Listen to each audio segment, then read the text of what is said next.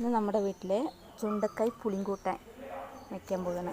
അത് നല്ല പുളിങ്കൂട്ടാനൊക്കെ പുളിയൊക്കെ ഒഴിച്ചിട്ട് വെച്ച് പറഞ്ഞാൽ നല്ല ടേസ്റ്റാണ്. ചുണ്ടക്കായ് കൂട്ടാൻ വയ്ക്കാനുള്ള സാധനങ്ങൾ, അതിന് വേണ്ട സാധനങ്ങൾ: ചെറിയ ഉള്ളി, വെളുത്തുള്ളി, തേങ്ങ, തക്കാളി, പിന്നെ വലിയ ഉള്ളി, തക്കാളി വണക്കി അരച്ചൊഴിക്കണം. തേങ്ങയും ഇതെല്ലാം കൂടി ചേർന്നിട്ട് അരച്ചൊഴിക്കണം. ഇത് താളിക്കാനുള്ളത്. ഇതിങ്ങനെ തട്ടി വെള്ളത്തിലിടണം. അതിൽ കറി ഉണ്ടാകും. അപ്പോൾ കറിയൊക്കെ പോയി രണ്ട് മൂന്ന് പ്രാവശ്യം നല്ല കഴുകിയിട്ട് കസപ്പും കമ്മിയാവില്ലേ? കസപ്പ് ഉണ്ടാവില്ല. കുറച്ച് നേരം അതിൽ ഊറാൻ വെക്കണം വെള്ളത്തിൽ. അതിൻ്റെ കറിയൊക്കെ പോയതിന് ശേഷം അതിനെടുത്തിട്ട് നമുക്ക് എണ്ണയിൽ നല്ല വണക്കിയിട്ട് കൂട്ടാൻ വയ്ക്കേണ്ടത്. വലിയ ഉള്ളി, തക്കാളി വണക്കിയെടുക്കുക.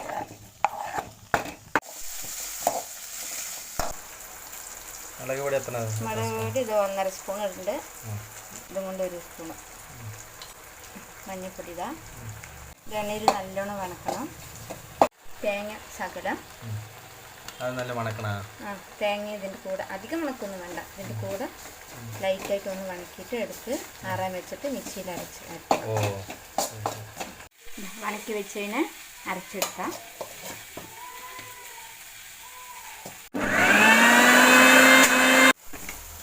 ചുണ്ടക്കായിനെ നന്നായിട്ട് വണക്കിയെടുക്കണം. ഇനി ഉള്ളിയിട്ട് വണക്കാം.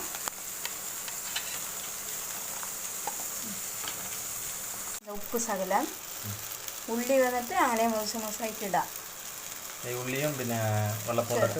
വെളുത്തുള്ളി ഉള്ളി വന്നിട്ട് അങ്ങനെ മൂസായിട്ടൊന്ന് ഉപ്പ് അതിൽ ഇപ്പം തന്നെ ഇട്ട് പറഞ്ഞാൽ നന്നായിട്ട് പിടിക്കും. അതിൽ കഷ്ണത്തിൽ നന്നായിട്ട് ഉപ്പ് പിടിക്കും. കുറച്ച് വെള്ളം ഒഴിച്ചിട്ട് അതിലൊഴിക്കാം.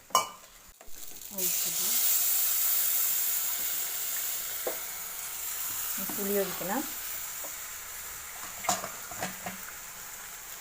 അടുത്ത പുളി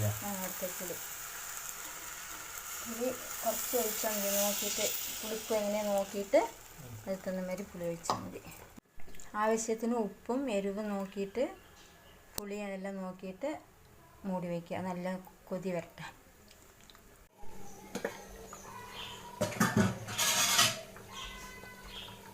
കടുക്, വെന്തയം, ഉലുവ. ഇതിന് കുറച്ച് ഉലുവ വേണം. ഇത് പൊട്ടിയതിന് ശേഷം വറമുളക്,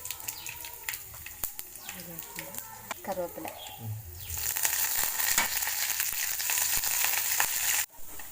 നമുക്കിതിൽ ഒഴിക്കാം.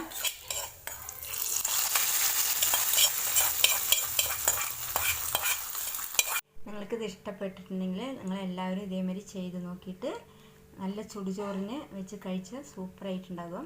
എല്ലാവർക്കും ഇഷ്ടപ്പെട്ടിട്ടുണ്ടെങ്കിൽ സബ്സ്ക്രൈബ് ചെയ്യണേ. Thank you.